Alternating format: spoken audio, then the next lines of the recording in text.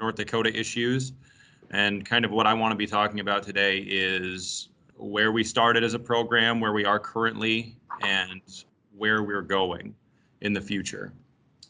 And where we got our start was back in 2015. If anybody remembers, Hami Dam was a really big deal, and it was something that kind of took all of us not by surprise. We knew cyanobacteria blooms were a big deal in North Dakota, but we had never encountered monitoring them, informing the public, warning the public about the concerns. And so it was something that, was kind of a learning process as we went along between ourselves and then also Sarah Johnston up in Park River. And then that fall, Region 8 EPA set up a meeting in Rapid City where we got together with other Region 8 states, and we realized we weren't alone. We weren't the only ones that hadn't started a harmful algal bloom monitoring program. And so we took that as an opportunity to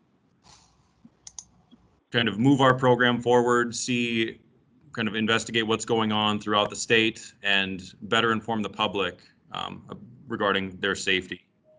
And before I move on to the next slide, one thing I want to point out is at the bottom of every picture you see, I try to put down the lake, the date. If I don't have a date on it, I'll put an approximate, I'll put the year or month or something like that. And then who took the picture, just for your reference. I figured some people might find that interesting. So just kind of watch the pictures and you might see a local lake or a lake that is of local interest to you. So first thing I want to run down is kind of what we do. I know Jim kind of went over it a little bit, but I wanted to reiterate how we find out about these blooms is from the public. Like Jim said, we can't be everywhere, and so we rely on the public's information. However, when I'm out for my lake water quality assessments, I do start a lot of monitoring. I'm at a lake, I see a bloom, I take a sample. Potentially that lake turns into an advisory or warning depending on what we find out. But preferably we find this out from the public. And so in the upper left-hand corner, this is a screenshot of our reporting form that's found on our website. And there is a link at the end of my presentation. So whenever Jim sends these out, there will be a few links on the last page. But that is what you'll find when you go to our web reporting tool, and it is mobile friendly. So if you're out at a boat ramp, at a swimming beach, it is mobile friendly. It was built to be used on mobile devices. However, if you don't want to report it online, we get a lot of phone calls and we get a lot of emails. We get a lot of emails from the public as well as forwarded on from other agencies. And so we find out about these blooms in varying ways, and then we go out and visit. And we go out, we start with a visual inspection. Basically, we investigate the area that was reported. And so sometimes the public can report various areas throughout the lake. Sometimes they just give us generally it's at this lake. In this case, it's Green Lake. And so we go out and we investigate where it was reported. We investigate public access points, different things like that. And based on what we see, then we take Abraxas test strips. We use this as a screening tool. Now, these are partially quantitative, or they like to pass themselves off as being quantitative. I like to think them more as qualitative. Essentially, is it above or below a certain threshold? These strips that we use for microcystin, which is the primary toxin I'll be talking about today, these we use a 10 microgram per liter threshold. And so essentially what the test strip is going to tell you is the toxin level at your site above or below 10 micrograms per liter, which we use again as our recreational threshold. Above that, that's where we post our advisories. And then based on what we find out from the test strips, we take samples. And one thing I want to point out in this picture is the difference in the bottles. Now, this is one thing that's very difficult, and I think it requires a lot of understanding from the public and also agencies, that these three samples were all taken at Green Lake. And so if anybody's familiar with Green Lake, there is a campground on the west side of the lake, and it comes out to a point. And on that point, on the north side is a boat ramp, on the east side is a fishing pier, and on the south side is a swimming beach. These 3 samples were taken from these 3 spots. And I just want to point out the vast difference between the 3 samples, and how different a bloom can be depending on where you are on a water body. And so that's why when we're going out, we're checking these lakes, we're not just looking in one spot. We're not, unless, I mean, there are times when, let's say the only place we can access the lake is the boat ramp, then we basically are just looking at it in one spot. But for the most part, we try to hit multiple locations because these blooms are very mobile, both vertically in the water column as well as horizontally throughout the lake, depending on wind direction. And so we try to hit multiple spots on a lake to make sure that we're getting the best information we possibly can when we're either posting advisories or we have enough information to not post an advisory.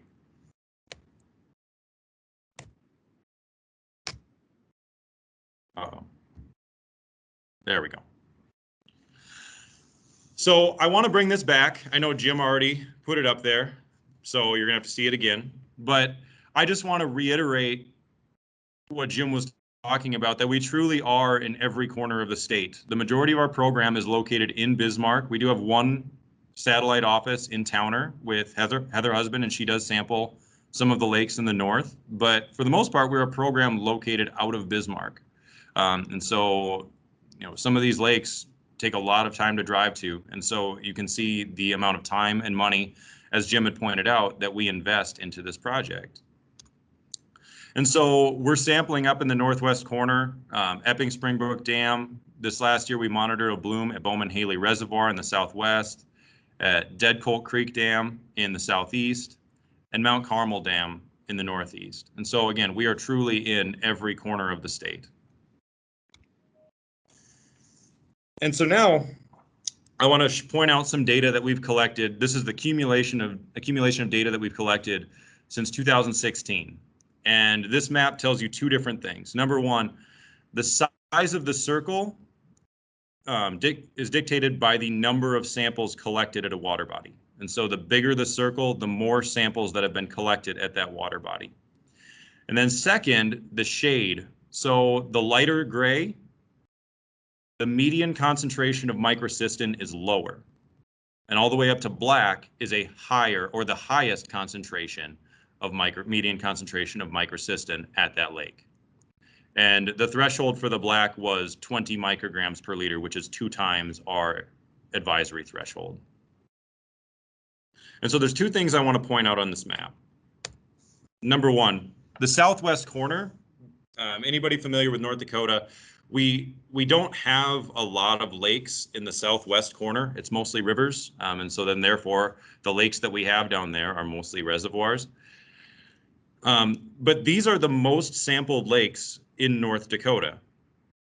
And so when our program started in 2016, this is where we got a lot of the information. And there's a couple reasons for this. Number one, they're large reservoirs on mostly larger systems. And so they move a lot of nutrients and sediment and therefore provide a lot of fuel to cyanobacteria blooms. But also there's a lot of public interest in these lakes. Starting at Patterson Lake.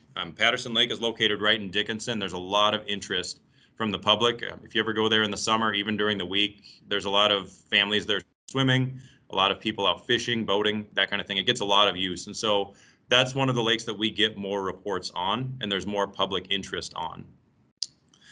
But then we also have Sweetbriar Reservoir, which is located about half an hour out of Bismarck. And that also is kind of similar to Patterson. It is a perpetual offender. It's a lake that we see every year pop up on our list. There are blooms there every year. And so we collect a lot of samples at Sweetbriar. And then also on Bowman-Haley Reservoir and Lake Chida, same story. There's a lot of public interest, and these are perpetual offenders. Now, these 2 don't end up on the advisory list every year. Toxin isn't always produced in these systems, but there are large cyanobacteria blooms occurring at these systems every year. And then finally, in the bottom right of that black box, or the red box, is Freilich Dam. And Freilich Dam is one that we have, that's one that that ends up on the advisory, if not warning list, just about every year. And as you can see from the shade of the dot, the median concentration is very high in that lake.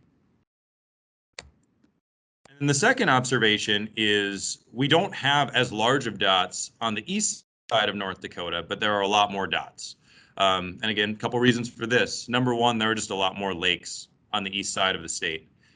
But also, my lake water quality assessment has focused in the east the past couple of years. And so we're starting to get more lakes that maybe we weren't getting reports on before, but we're now monitoring blooms there because I've visited, I've seen a bloom, and then when those results come back over 10 micrograms per liter, we begin monitoring that lake until toxin levels subside.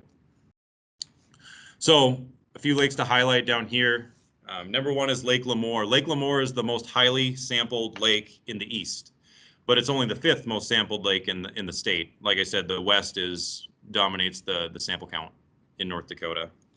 But Lake Lemoore also is one that ends up on the advisory, if not warning list, just about every year, especially near the boat ramp and at the swimming beach. The boat ramp is kind of it's not necessarily a little cove area, but if a bloom gets caught up in that area, where I said before, blooms can be very mobile and they can move around with the wind.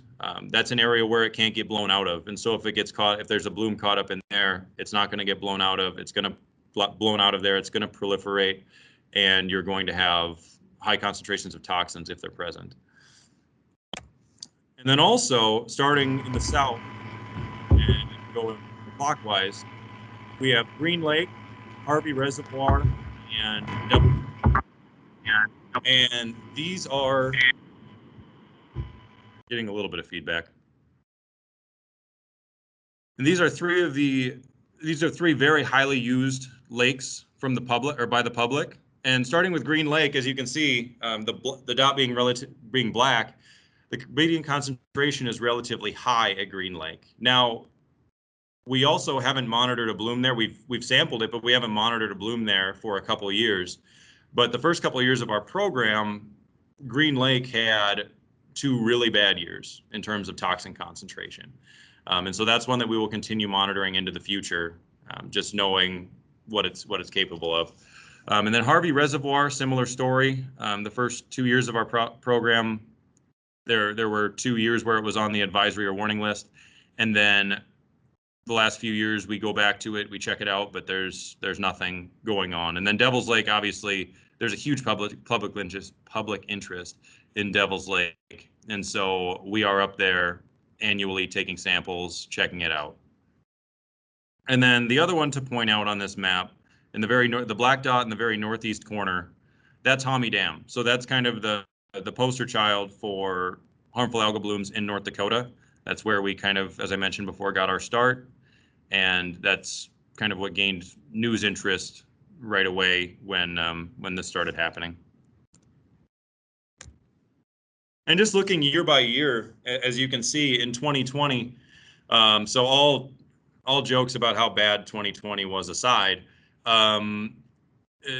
we collected more samples in 2020 than any other year of our program. And I want to point out, we didn't collect any samples in October in terms of collecting water samples and sending them to BSA because we exhausted our contract with BSA the first few months. And so the number could have been a lot higher. And so 2020 was a very, I guess, productive year for BSA from us, I will say that. But we were very active this year, and I think our activity continues to go up, but also I think our monitoring is more targeted. We are more able to kind of keep our monitoring in line and making sure we're out there when we say we're going to be out there. I'm not saying we weren't doing that before, but as Jim pointed out, Joe Gross developed something called HAB Tracker, which is our ability to kind of track what we're doing out in the field, and it makes it a lot easier to plan from week to week in what we're doing out in the field, what we have out in the field, what we've taken, any signs we put up, that kind of thing. And so we've been able to more streamline our process through that. And so I'm not saying we're going to continue to increase like that, but the blooms aren't going away. And like I said, we're becoming more efficient in our process. So instead of saying we've grown, you could say we've bloomed. That's my bad dad joke for the presentation. But like I said before, we've done more sampling, but I would say it's been more targeted. We've been able to target more areas. We've been able to communicate better, see where we've been, and I think that helps with staff's understanding of what's going on out in the field. We have more tools at our disposal. I already mentioned HAB tracker. I'll mention another one on the next slide. But those tools help us increase our understanding and what's going on out in the field. And then finally, using national assessments. And I don't want to step on John's toes just in case he was going to mention anything with the National Lakes Assessment, but just suffice to say that the National Lakes Assessment is something that has given us tremendous amount of information on cyanobacteria, microcystin, nutrient condition in North Dakota lakes. It's a way for a small program that isn't necessarily able to do probabilistic monitoring on a large scale regularly. It does allow us to get really good information as part of our just normal routine.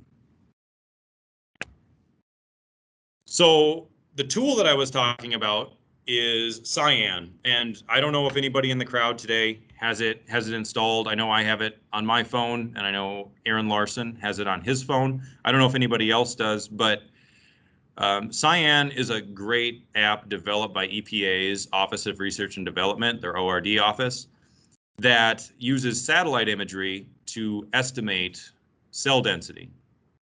And so what you do is you go into a map, you can zoom into North Dakota, and you can find a lake. Maybe it's your local lake, maybe it's just a lake you're interested in looking at, and you can click on it and it puts a pin in the lake, and it will estimate the cell density based on the satellite image. Now, there is a problem with this. North Dakota has a lot of small lakes, and these small lakes are not resolvable in Cyan. Cyan does best with large, and it can even go down to some medium-sized lakes, but it does better with larger lakes. So a lot of lakes in North Dakota are not resolvable, but there are also a lot that are. And so the way that I like to use this is in June, early July, before we've really started our monitoring in earnest. I like to put, you can put your pins, as I mentioned, you put a pin in the middle of a water body, and it can give you the estimate of cyanobacteria cell count. Well, the app will save your pin, and then let's say you put it in there on June 1st. Every time that satellite flies over, it will update your site. And so you can look back historically as how is the lake changing over time as well, based on the satellite image. And so I think it's a really neat tool, and I would recommend anybody with an Android to download it. It is not available on Apple, so I apologize for that. It is only available on Android, and I think they've been talking about it for a couple years like that, so I don't know if there's how close they are to putting it on Apple, but anybody with an Android, you can use this app, and it's free to download. And then also, I know Jim mentioned the signs, but I just want to highlight what I think is a really important development in our program is going from laminated and zip-tied signs at Game and Fish boat ramps to our metal signs, permanent signs. And the two on the right are the advisories and the warnings. We've had these signs in place basically since the beginning of our program, but those have evolved into metal signage, which is obviously much more sturdy and less susceptible to the wind or people ripping them off if they just don't like it there. I will say though, as some signs in North Dakota do, they do apparently make good target practice. But for the most part, I think they give good information. So, and I hope that that's what, when people go to lakes, they see a bloom, they see the sign, they read it, they understand what's going on at the lakes. But on the left, the one that I want to highlight is one that Jim developed this past year, which is more of an awareness sign. I think that's where we're trying to move to, moving out of the world of just reacting and instead being proactive. And I know we're still saying that, well, there could be a bloom here. You know, this is not us doing something necessarily to stop it, but telling people to be aware beforehand. Because as Jim said, and I reiterated, we can't be everywhere. And we rely a lot on public information to let us know where blooms are so we can go investigate and check it out. And what this does is this gives the public information on what to look for, what to do in case you think there's a bloom at the lake, and who to call or what website to go to. Jim does have the algal bloom reporting tool on the bottom of the sign, a link to it. And so these are hopefully going out to a lot of the major fisheries, but then branching out into more of the local fisheries as well. Just again, giving information before there's an actual bloom going on, so the public can be aware, and hopefully we can increase that communication between ourselves and the public.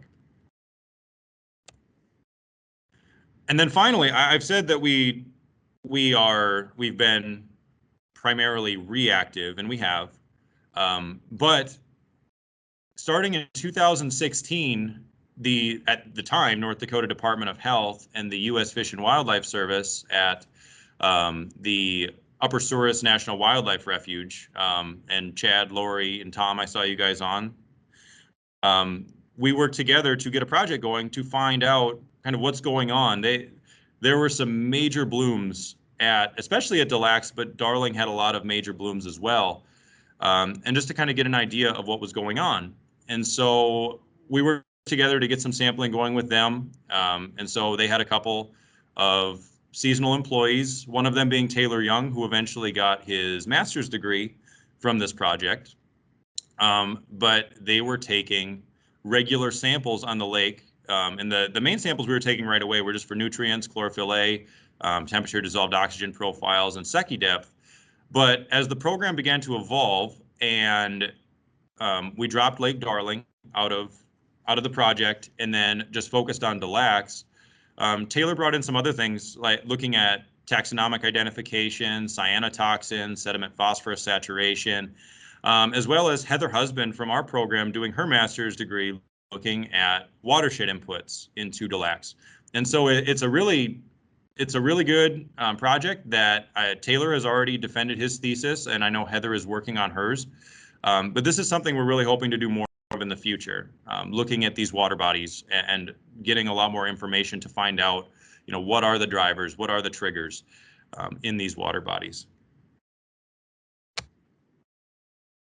And so this is somewhere that we want to be. And I think that, I hope that Jim would agree that I heard more of this year than I have at any point over the last 5 years that we've been doing this program. What can be done about these blooms. And so people would call and ask about the blooms, and inevitably through the conversation, there was a lot of, well, what can we do about it? And to me, that's the first step towards action, is finding out that you have a problem, but then also, what can I do about it? And so we want those questions coming to us, because there are a lot of places that information can come from that aren't necessarily going to give you the best answer for you. So I'm really happy that these questions are coming in, and I hope that conversation continues to evolve into action. And so now, just to wrap this up, at the beginning I talked about I was going to talk about where we're going in the future. And so I want to highlight 3 different things that we are going to be striving for in the next, or not striving for, we are going to be doing in the next couple of years to bring this program forward. And the first is establishing thresholds. And so, as I said, we use 10 micrograms per liter for our advisory threshold. That's been in place from the beginning. It's a handy threshold that we have for, again, that coincides with the threshold used for the Abraxas test strips. And so we use the 10 micrograms per liter for our advisories. But regarding warnings, what we've used in the past is excessively high concentrations, which what I think is excessively high and what you think is excessively high might be two different things. And so in the past, we've been pretty consistent in our use of that, but establishing a threshold that we can point to as this is what we use, this is what we saw, and this is what we use, so this is why we're posting it this way. Establishing that and having it in place before this upcoming season is something that we are currently working on, and it will be in place by this current HAB season. The second thing we want to do is change our standards. And now standards here are literal. I'm talking about our water quality standards. And so if anyone is familiar, the EPA a few years ago introduced recreational standards for microcystin and cylindrous spermopsin. Microcystin was at 8 micrograms per liter, so notice the difference between the 8 and our 10. And then cylindrous spermopsin was 15 micrograms per liter. And so in this recent round for water quality standards, the microcystin and cylindrous spermopsin standard did not get put into our standards. Essentially, our standards were already out for public comment. We were still kind of grappling with how would we handle the difference between, again, we're using the World Health Organization's threshold of 10 as compared to the EPA threshold of 8. And then also we use that 10 for an ease of screening as well at the water body level. So we were kind of grappling with that, and so, these thresholds will be put into our standards in the next round. This is something that will be put in. We will be adopting these standards. Now, the difficult thing here will be interpreting how to use the standard, because again, the difference between ours that we use out in the field right now and what our standards will be saying, but more importantly, how will we be interpreting the data? Because I think EPA would prefer that if a water body ever reached 8 micrograms per liter, it would be considered impaired, which would be very difficult at a state level, especially in North Dakota. As I've already pointed out, the toxin concentrations, and I know John's going to talk about it on his talk, but given our toxin concentrations, that's going to be a very difficult thing. And so we're going to have to kind of think about how are we going to be interpreting this and how are we going to be applying it when going through and looking at and designating impaired waters. And then finally, adjusting our priorities. And with priorities, I'm referring to the non-point source pollution management program plan. And so when Greg edited this or updated it recently, there's more information in there about harmful algal blooms. Number one, we want to assess water bodies, kind of what I talked about with DeLax, where we want to look at problem water bodies that we want to hopefully identify triggers. We want to identify drivers.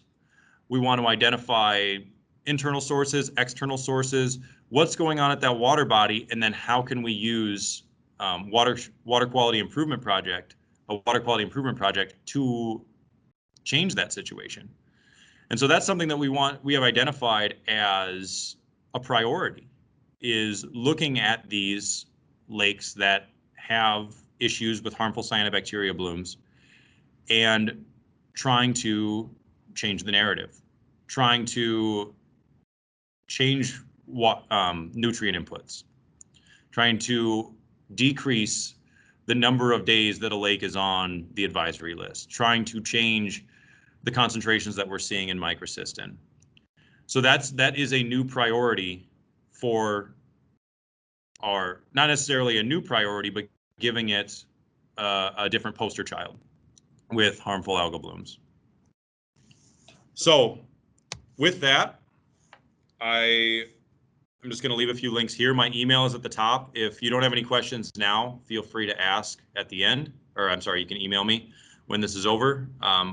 Or I have a link here to our HABs page, our reporting page, and then also to the EPA HABs page. So with that, I'd be happy to answer any questions. Do have a couple questions in chat on the chat line. Joe, the first one is, do you think that the mass flushing of nutrients into the water systems due to wet fall in 2019 maybe helped spur the 2020 growth?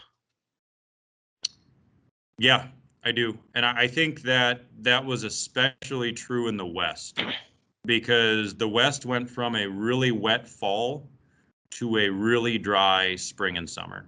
And so, especially in those reservoirs, I think you flushed a lot of that overland flow into the systems in the fall, or it was leaking. It was leaking out of the hills in the spring, and then those reservoirs weren't able to refresh themselves throughout the summer, and so you had a lot of stagnant water in those systems. There wasn't a lot of flow. So absolutely, I think that played a role in the West.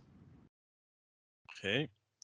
And then the next question is, can you please expand on the vertical distribution of cyanobacteria in the water column? How do you address that in sampling, or what assumptions are made around that variability? Okay. So the vertical distribution of cyanobacteria in the water column, I'll start off with that. When we're sampling at the shoreline, that's not as much of a concern, because obviously we're sampling in ankle deep water. There's not a big deal there. Usually the cells are right up at the top of the water, so that's not much of a concern. But cyanobacteria can manipulate their buoyancy, so they can go up and down in the water column. That's where you see anoxic conditions at the bottom. If phosphorus is limiting at the top, cyanobacteria, or some cyanobacteria, have the ability to adjust their buoyancy, go down to the bottom, take up that phosphorus, come back up to the top. They're able to do that. And how we address that when we're sampling, say, middle of the lake, well, we use a 2-meter water column sampler to get the top 2 meters of water. And so the hope is that if we are sampling during the day, and we are in most North Dakota lakes where the epilimnion, or the top layer of water, is probably no more than a couple meters, we are hoping we are encompassing all of that variability of the phytoplankton community in that area. But there are some lakes where we have issues with that. Lake Sakakawea is a big one because, and no pun intended, the photic zone in Lake Sakakawea is so large, it's very difficult to get all the information of the cyanobacteria from the entire water column. And so taking at the top 2 meters, if you have a let's just say a 15 to 20 meter photic zone, you're not going to get the whole story. So in some cases, we have taken multiple chlorophyll samples within an epilimnion. So if we take a chlorophyll sample at, say, 1 meter, 3 meters, 5 meters, we have done that. We haven't seen a lot of difference in those, or maybe, again, that most of the cyanobacteria is in the surface sample. But we have done that in the past. And so we usually just rely on, especially in a lot of our smaller lakes, most of the cyanobacteria are going to be hanging out near the surface. And so that's where, that's the assumption that we use, especially during the day when it's sunny outside.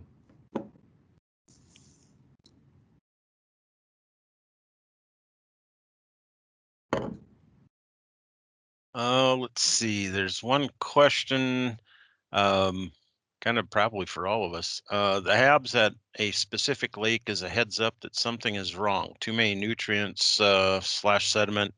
Is there something in place that initiates proactive BMPs to reduce those nutrient levels in that specific watershed? Right now, unfortunately, the answer is no in terms of being proactive. Nothing in North Dakota that I'm aware of. So would it be nice if there was? Yes. Some way to, once a bloom was in place, initiate, something on the realm of limiting fertilization around the lake in terms of lake lot owners, or within the watershed, some kind of nutrient management strategy, but right now there isn't that mechanism that I'm aware of.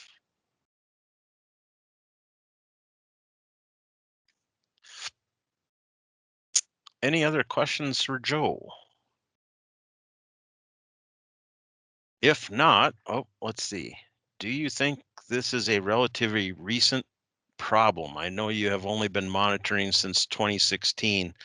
I can take that one because I'm an old guy. No, it's not a new problem. When I was a kid growing up on the eastern side of the state near Erie, North Dakota, we had our lake. I kind of referred to it in the beginning that had an algal bloom that suffered fish kills. It was due to nutrients coming in from the watershed through some large drainage ditches, and that was in the 70s. So a low-level drawdown, a hypolimnetic drawdown system was put in to try and mitigate those issues. Lake Ashtabula, it's had algal blooms. I remember boating out there where you'd have the green wake behind the boat. It wasn't a water spray. It was just a green kind of moving jello, so to speak. So it isn't a recent problem. What's brought it more to the forefront though is we're discovering some of the health effects from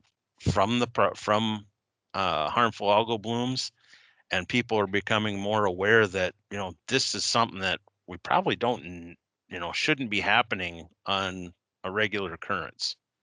And I don't know if you've got something to add, Joe, just shoot it on in. No, I mean, what you said is, it's nothing new. It's just we've gained more as we learn more about them. They've gained more attention. And I see in the chat, that Lake Erie being the kind of the, like, if we're talking about a national poster child, Lake Erie kind of brought these blooms to the forefront. But it's nothing new. It's, these have been around. Cyanobacteria they've been around forever. And I think we do things to exacerbate the problem, but this is nothing new historically. Right. Okay. A few other chat things going on. I'll let the conversations in chat, which is fine. That's great. Getting some answers back and forth.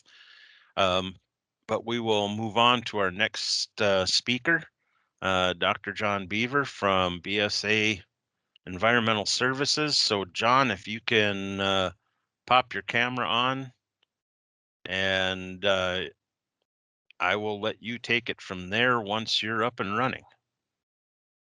Okay. And I will remind everybody, make sure you're on mute so that your conversations aren't heard in the background.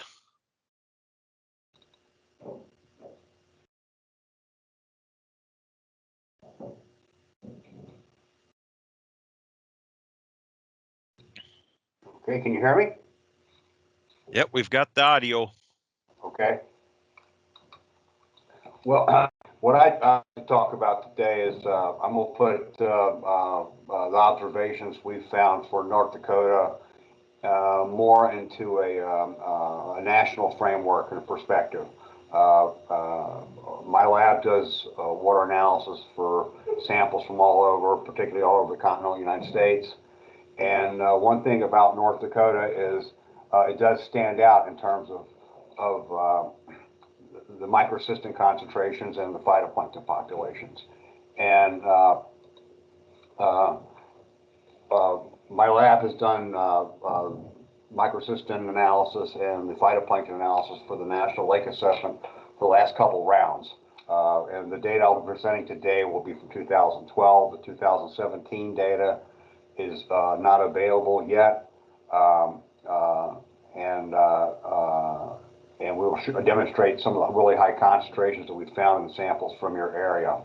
Talking about the NLA, and the NLA, like I say, it was the samples were collected more than 1,000, mostly one time per lake during the middle of the spring to roughly about October. And samples were collected in the middle of the lake, generally at the deepest point, and water samples were only collected from the top 5 meters. And that's an important distinction when we contrast these data with what we found for your sites. And to put things in perspective, EPA developed 30 years or so ago the ecoregion concept, which basically looks at the wildlife, soils, geology, elevation, temperature regimes, and things like that, and kind of divide up the country into these what are called ecoregions. And these 9 agglomerated level 3 ecoregions are how we've been looking at the data. The ecoregions actually don't have a lot to do with the lakes directly, but they do define the watershed, and that's what's pretty important, I think, in the context of looking at lakes in your region of the country.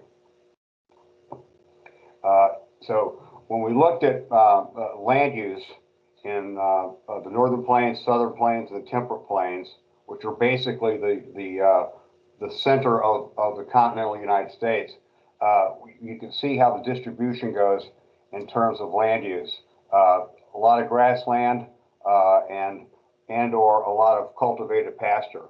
It turns out this center of the country is where the highest microcystin concentrations were realized.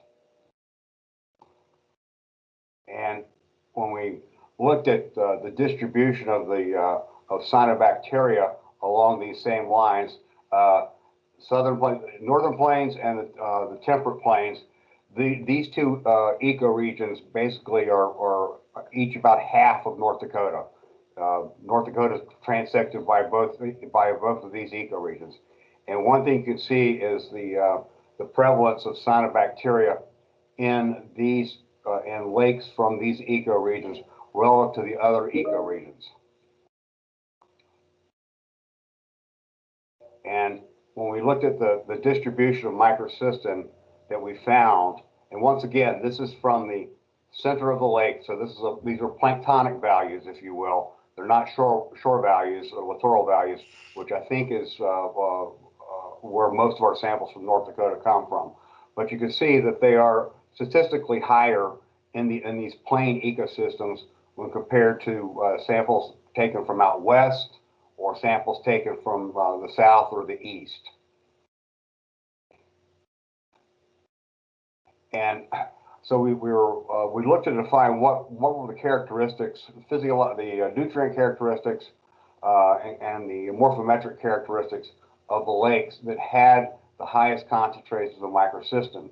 And you can see that generally they don't have much clarity. They have relatively very high concentrations of nitrogen and phosphorus. And in terms of the ratio of area to depth, they're also relatively shallow and broad. That's what that means in terms of having a high fetch. So they're subject to a lot of wind suspension going on, which also drives the reduced visibility of the systems. And so we looked at the phytoplankton composition, and one thing that's very clear when you compare lakes from the plains is that there's the prevalence of planktothrix, which is a filamentous cyanobacteria right over here. It's kind of nondescript, but it seems to do very well in these shallow ecosystems with a lot of nutrients. Some of its characteristics include that it doesn't need a lot of light to do well. It does best under pretty turbid conditions. Most algae require higher amounts of light to do well, and because of its ecology, it tends to layer out in the water column, which effectively pushes out most other phytoplankton from the ecosystem. We did find we did find some microcystis and some Dolichospermum in the systems up there, but you can see that on a national basis, Dolichospermum and microcystis are much more common in other parts of the country than in samples from basically the Dakotas. One thing that's we're also seeing as time goes on is You know, Planktothrix used to have a very limited distribution. We'd only find it in the most turbid and highly productive ecosystems. And what we've seen over the last decade is it's actually spreading out all over the place. We're finding it in lakes in the Rocky Mountains. We're finding it out west. We're finding it out east. And one of its tendencies is once it gets into an ecosystem, it often becomes like the total dominant. Well over 90% of the biovolume, biomass, chlorophyll, whatever metric you want to use to describe dominance, once it gets an ecosystem, it doesn't seem to get out, and it seems to eventually take over the ecosystems. Now, when we looked at microcystin concentrations from 2016, which I think is our first ones we started with, you can see the relative distribution in terms of within the state, and it's pretty much equally represented in by ecoregion. But one thing I want to draw your attention to is these numbers. These numbers are absolutely massive. We were talking about 1 or 2 on average for open waters in the Dakotas in terms of based on the NLA. These concentrations are 2 orders of magnitude higher. In some cases, we stopped measuring at 5,000. If it gets to 5,000 parts per billion, we do not measure it anymore. We just kind of like, that's it. So these are very, very high concentrations, and they're probably higher than many concentrations you will find in the literature. And I think this is probably representative of the fact that samples are collected at common locations of accumulation, boat ramps, littoral areas, because many cyanobacteria tend to regulate their buoyancy. They can sometimes lose control of their buoyancy, come to the top of the water, and then prevailing winds will push them over to a certain part of the lake. And for some reason, that always seems to be at the boat ramp. They're always noticed at the boat ramp by the recreational boaters and the fishermen. And of course, they'll call their local authorities and say, what's going on? And this is something we see outside of the Dakotas as well. The buoyancy and the rafting, as it's called, they tend to blow over and accumulate. And that's the area that really requires the special warnings, because that littoral area, the area around the shore, is the point of exposure for humans, dogs, and wildlife for that matter, with these toxins. And they tend to accumulate in those particular areas. And the warnings, I'm sure you on your science reflect this. But and as time has gone on the last 10 years, I've noticed the awareness is picking up. There's a higher degree of awareness that this might not be good, but I still see people letting their dogs run through this stuff. And they run through it, and then they lick their fur. And the microcystins in particular, which is the most common cyanotoxin that we find, is a very potent hepatotoxin, and it just knocks the dogs out. They generally die. So, but these concentrations, like I say, are worthy of mentioning. And then when we looked at 2017, we found some very high concentrations in the eastern part of the state. But once again, these concentrations that we're finding are probably to some extent a reflection of the state responding to an episode. So it's a little bit skewed. These are probably the worst cases that there are. But once again, you can see the concentrations these are very high concentrations all over. Even the small dots are pretty big. John? Yes. We're still on your unless somebody's seeing something different. I know Jim and I are both still seeing the 2012 EPA National Lakes Assessment map. Oh my gosh. Ben? However, this is Scott Gorham. I'm seeing a I 28 see max down. 2018 slide, so this is interesting. Yeah, so John Beaver, some of us are seeing the proper slide. Okay. Some of us are seeing 2018 max annual Yep. microcystin. All right. Right. But some are not. It looks like a majority are seeing the 2018 max slide, so it might be. I'll log out and I'll log back in and see if that changes things. So Okay. So Did you ever click? Oh, So was yeah, gonna you say, should if be you ever good to click- go. all right. Okay, can everybody see can most people see 2017? Correct. Yep. Red dots and some Okay. mighty big ones. All right. Yes.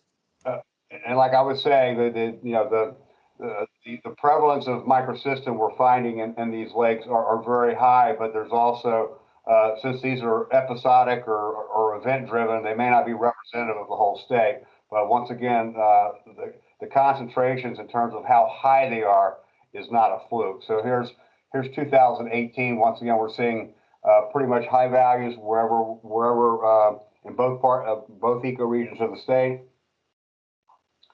2019, pretty much the same thing. It's driven by, and you can see the number of the lakes, and I think that Joe could probably has already addressed this. There's certain lakes that, because of their high visibility to the public, they're getting sampled more. And so we really can't draw too many conclusions about ecoregions other than to say it doesn't seem to be much difference with these two the plains and the temperate ecoregions in terms of the states. Within North Dakota, they're found pretty much everywhere. So we did a canonical correlation analysis on the NLA phytoplankton data, which is basically looks at the water quality variables that they collect, which are things like nutrients, water clarity, depth, and we contrast that with a biological matrix, which is based on the biovolume of the phytoplankton. So you're basically comparing environmental variables against things like land use categories and water quality. And how you read these ordinations that I'm going to show, they're not intuitive, but if it's the size of the bubble is indicative of biovolume. So the larger the size of the bubble, that means the more of what's there. The arrows emanating from the center here are called vectors. So if the bubbles are on a vector or between two vectors, that means, like in the case of the red one here on the bottom, that apparently is correlated with total phosphorus concentration and increasing temperature, and is negatively correlated with increased water clarity and increased depth. So when we looked at microcystin, and this is for the entire NLA, you can see that there's a very strong relationship in terms of the amount of microcystin you find and nutrient concentrations. And there's also a relationship here between latitude. Okay, so the higher you go in terms of latitude, you're generally more likely to have microcystin.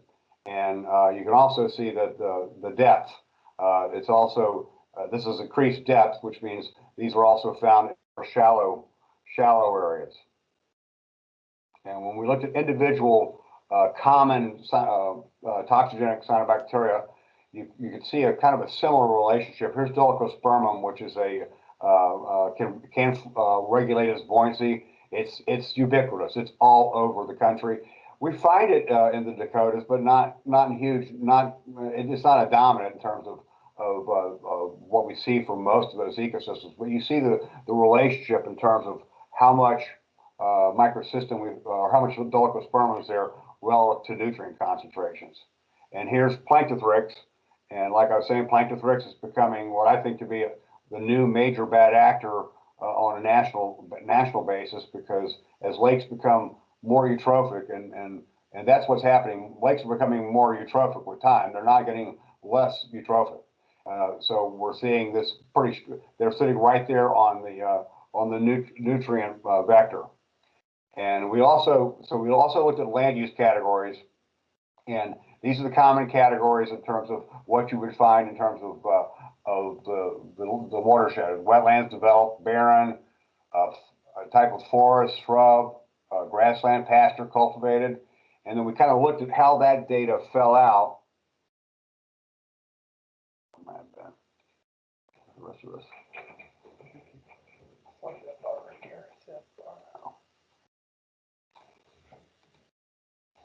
And we started looking at the land use for certain common toxigenic cyanobacteria, and you can see, microcystis. What we found with microcystis, it doesn't really line up too well with too many things other than the absence of forest. And another thing that we found about microcystis, and we do find some microcystis, but not very much in the Dakotas, is that when you have it, you have a lot of it. It's either there in mass quantities or it's not there. Dolichospermum, on the other hand, seems to have seems to be related to the amount of forestation around a particular lake, water or water body, and Planktothrix, you can see it definitely is sitting on this pasture, agricultural, grassland, herbaceous vectors. So there's a pretty clear relationship with grasslands and basically deep lack of forest and Planktothrix. So what we concluded so far based on the data is that the plains ecoregions are universally a hotspot for harmful algal blooms in the U.S. and Planktothrix and secondary Dolichospermum are most likely to produce microcystin there. We found that microcystin levels were strongly associated with high nutrients, low light, and low forest cover. And you know, the way to do it, to prevent more of it, is best management practices, which prevent nutrients from getting in there, and ideally reforestation. But we know that's not unlikely to happen. And probably one of the main takeaways from our study of the last 4 or 5 years there is just the massive, huge concentration of microcystin in some of the samples. Not all of them, but even the ones that didn't have had relatively small amounts. When you compare it on the concentrations found in the plankton or found in other parts of the country, they're still quite high. You know, we're still trying to kind of pinpoint and refine how we can take this land use data and use it to potentially predict where these hotspots will come, so that management decisions can be made that'll hopefully mitigate the occurrence of these events. Questions? Okay, are there questions for John in terms of analysis, what he's seeing in the numbers? The chat is open. You can also open your mic and ask away.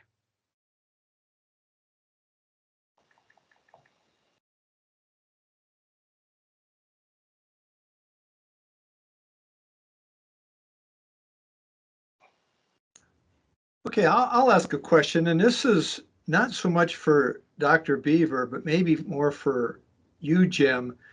You know, one of the big deals in North Dakota in the Red River Basin is that the Red River Basin empties into Lake Winnipeg. And of course, this study was done mostly, you know, with respect to the United States.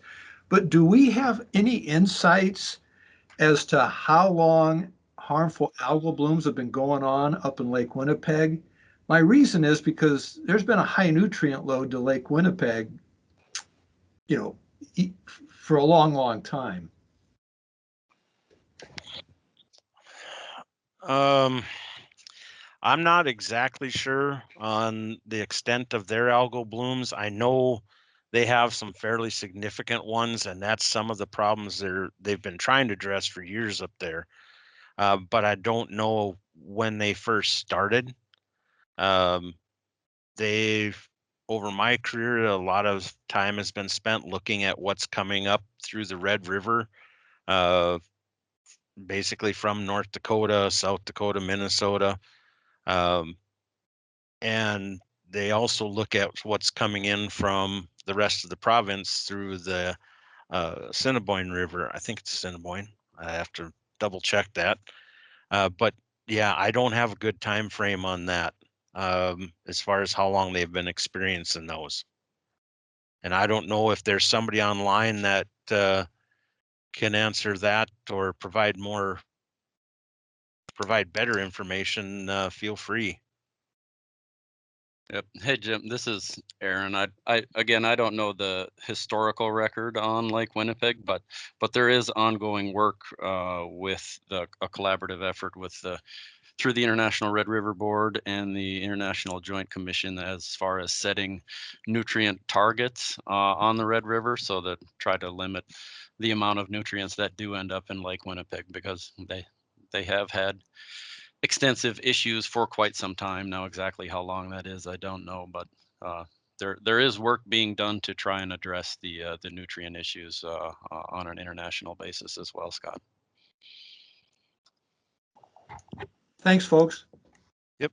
Another question just popped up in chat.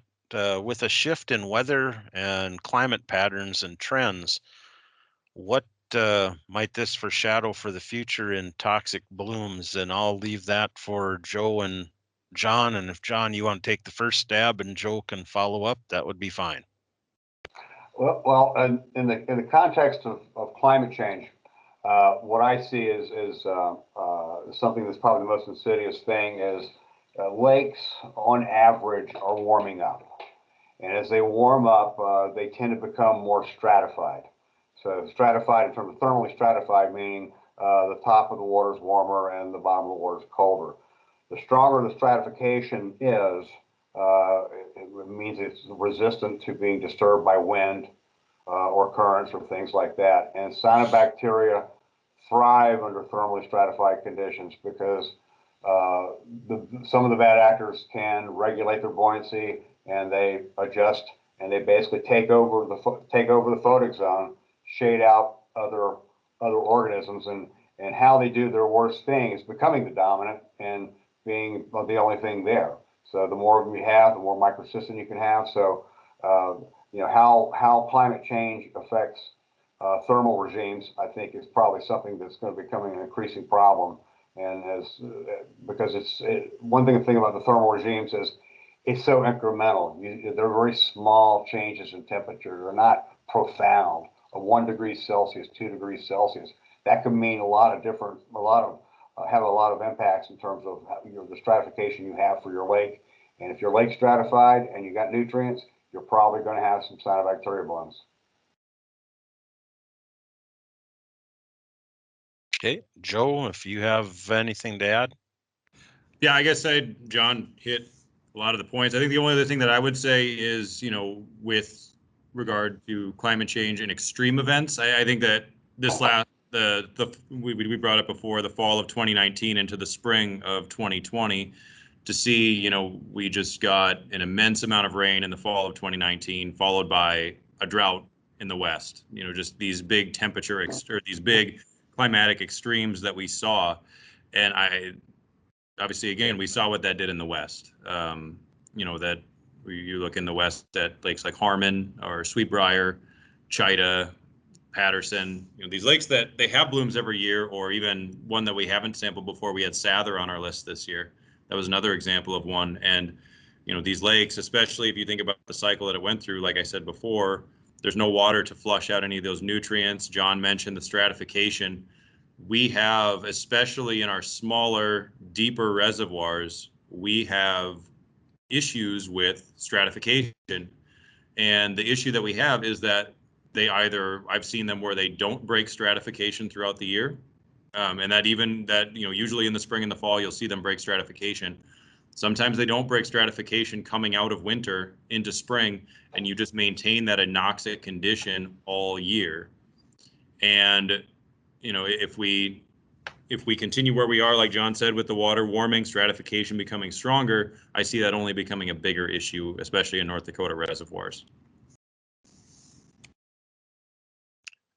Okay, thank you, Joe. Are there any other questions? Let's see here.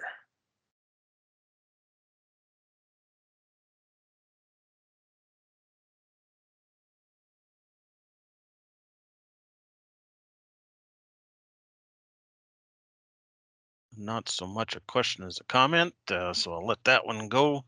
Any other questions that you may have? At the beginning, I did post links to our Harmful Algal Bloom story map and also our webpage where you can go for more information. what will happen now is I will get the PDFs from John and Joe, or the slides, I should say. I will PDF them, and then we will email those out to everyone that has participated and some that haven't, so that they get the information. If you need anything else, you can always contact me at jcollins@nd.gov, a fairly simple email there, not too much to write down. jcollins@nd.gov, and I will forward any information that you need. If there's no other questions, what we'll do is we will conclude the web shop. I will put in an advertisement for next month's. It will be right around the same day, March 23rd, 24th, in that time frame, however it falls during the week. And we'll focus on agriculture and water quality. We will be looking at an application called Prioritized Target and Map Application, or PTM app, and how that can be used for watershed planning and determining land use. So, or changing land use, which would directly relate to this problem we have in North Dakota lakes, because majority of our nutrients come from agricultural sources. We're an agricultural state. It's just a matter of math. I'm not picking on anybody. It's just the way it goes. So when we talk in terms of nutrient management, the best way to do that is to go back on the land and take a look at the practices. From the amount of soil I saw driving back from the eastern part of the state to Bismarck yesterday, the amount of soil in ditches, we've got a fairly good amount of wind-blown contribution to our lakes this year. I looked at one lake and the shoreline was black and the ice was black. So there's a few nutrients being added that way as well. Let's see, some states do not have a robust and timely HABs monitoring and posting strategy. That is true. Some post bi-weekly. Are the benefits to just general warnings issued statewide versus individual monitoring and posting? So I think I kind of get what she's going for, okay. right? I think that so Ann, I think what you're saying is, instead of posting individual water bodies, just put up a, hey, warning, these blooms happen in the summer, just watch out. Is that kind of what you're going for?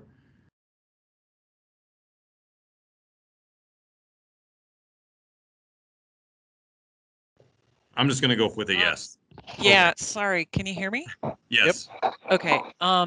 Yeah, so just pros and cons. When I was comparing what other states do, some of them literally just have a user beware. And I'm just thinking, you started off at the very beginning, Jim, saying how much this effort costs, $61,000 roughly, and all the time and effort. And this is really super good information. So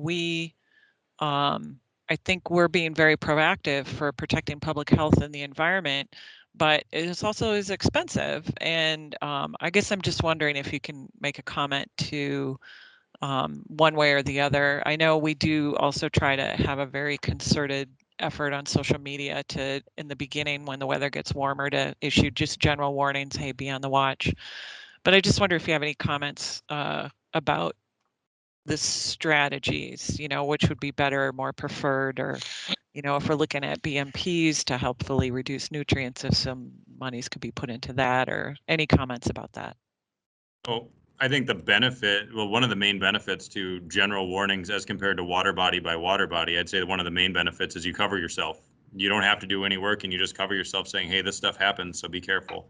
But I think that, what I would say is that we have a lot of people we have such a short recreation season in North Dakota, and we have people that want to use the water. And I think giving them the information, either that, hey, this water body is good to go, or, yes, there is a bloom, but the toxins are low, or, toxins are moderately high, be advised, or toxins are very high, be warned. I think giving them the best information we can, they can keep recreating during the summer with the information at hand. And I think I think I understand where people would come from with like just the general warning, because it's easier to do, it costs less, but it also doesn't give you a lot of information, and it's not very helpful to the public, and they don't have the tools in place like we do to monitor a lake to know that it's safe. And when somebody's taking their family out, they want to know if it's safe. Yeah. And I think they don't have those tools, and we do. And I think that's where it benefits them. But you're right. It's cheaper. We'd cover ourselves a lot better with a general warning. But I think that we provide a better service to the public by giving them more complete information. And to add to that, I think we've seen better response on the targeted type information. And we get more of the questions, like Joe had mentioned in the beginning, how do we keep this from happening? What can be done? With the general outreach, so to speak, it seems to me people become immune to it. It's a general warning. That's not my lake. It happens. But when it gets down to their lake and they see the posted sign up with the red or the yellow, all of a sudden there's a phone call going, well, wait a minute, what do we got to do? I didn't know this was a problem. Whereas the general warning, they kind of, but I just worry about them. It's in our overload of information these days, unless it's specific, people tend to, or at least from my experience, people tend to just kind of ignore it to some degree, which is unfortunate. So hopefully we can get a little better at targeting. But there's got to be a good mix too. One thing, an overall statewide message, this is harmful algal bloom season, time to beware. That's one thing that would really help. And that's kind of why we just started making up those green, know it, avoid it, general information signs. And we'll see if we have an effect this year. Okay, if there are no other questions, thank everybody for attending. We will look forward to seeing you next month, talking a little bit about agriculture and water quality. So tune back in, and hopefully everybody has a good week and a warmer week than last one. And with that, have a good day. Thanks, everyone. And John, if you could email me your presentation, if you don't mind, if we PDF that and send it out, that would be great. I'll get that over to you. All right. Thank you, sir. Appreciate it. Thank you.